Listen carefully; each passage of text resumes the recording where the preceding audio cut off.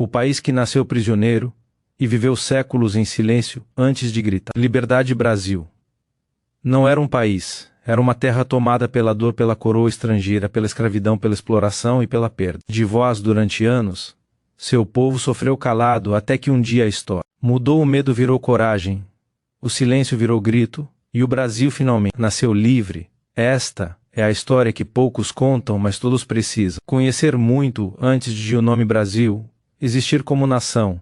Aquela terra imensa era apenas um espaço marcado pela dor e pelo silêncio. Florestas infinitas, rios profundos e povos originários viviam ali com suas crenças e seus costumes. Entre eles estava Arani, uma jovem indígena de olhos atentos e espírito livre, filha do cacique Tupã-Mirim. Para seu povo, a terra não era posse, era vida. Mas esse equilíbrio foi quebrado no dia em que enormes embarcações cortaram o horizonte. O mar trouxe homens estranhos, armados de ambição, falando uma língua dura e carregando símbolos de uma coroa distante. Aquele foi o início de um longo cativeiro.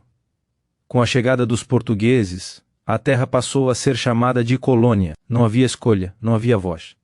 Tudo pertencia à coroa estrangeira. Arani viu sua aldeia ser destruída, seus irmãos forçados ao trabalho, e sua cultura ser tratada como algo sem valor. O silêncio começou ali, não porque o povo não sentia dor, mas porque gritar significava morrer. Enquanto isso, navios cruzavam o oceano, levando riquezas arrancadas da terra e trazendo correntes de ferro para outros seres humanos. Entre esses seres humanos estava Bento, um jovem africano arrancado de sua família e trazido à força para aquela terra desconhecida. Ele nunca havia ouvido o nome Brasil. Para ele, aquilo era apenas o lugar onde sua liberdade foi enterrada. Bento trabalhava até o limite do corpo nos engenhos de açúcar, sob o olhar frio dos feitores. Seu corpo carregava marcas, mas sua alma ainda guardava um fio de esperança.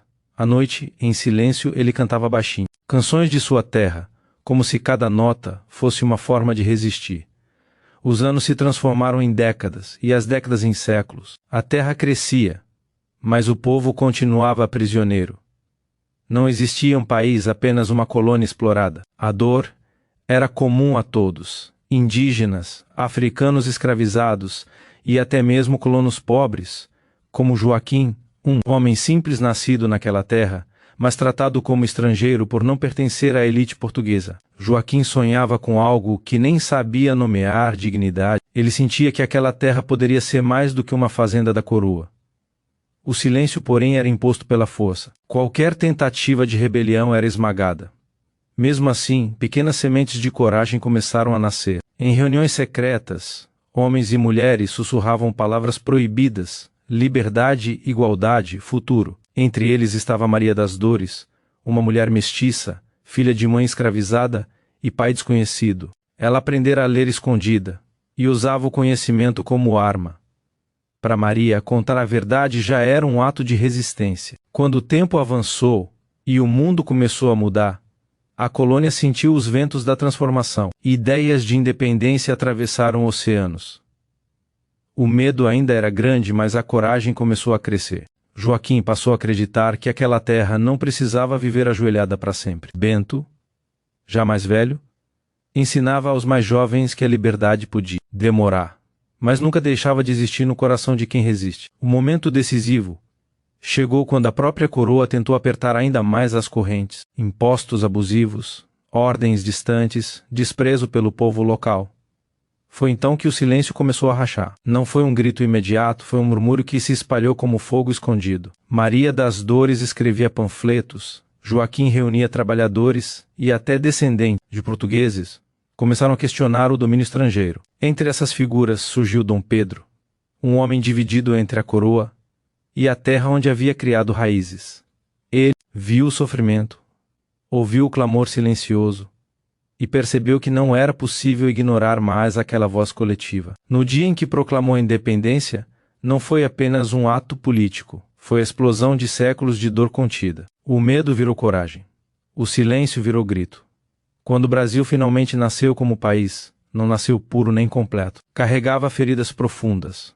A escravidão ainda existia, a desigualdade continuava, e muitos não sentiram a liberdade de imediato. Bento não viveu para ver o fim das correntes, mas morreu acreditando que seus netos nasceriam livres. Arani já não existia, mas sua memória permanecia na terra que resistiu. Maria das Dores continuou lutando, agora para que a liberdade fosse real para todos, não apenas um nome bonito. O Brasil nasceu livre no papel, mas precisou aprender a ser livre na prática. Cada passo foi marcado por luta, contradição e esperança. A história que poucos contam é essa: antes de ser um país, o Brasil foi uma prisão. Antes de ter voz, viveu séculos calado. E quando finalmente gritou liberdade, esse grito carregava a força de milhões que sofreram em silêncio. Hoje, cada rio, cada cidade e cada rosto carrega um pouco dessa história. Conhecê-la não é abrir feridas, é entender quem somos. Porque um país que nasceu prisioneiro só pode seguir em frente quando reconhece sua dor e honra a coragem de quem nunca deixou de sonhar com a liberdade.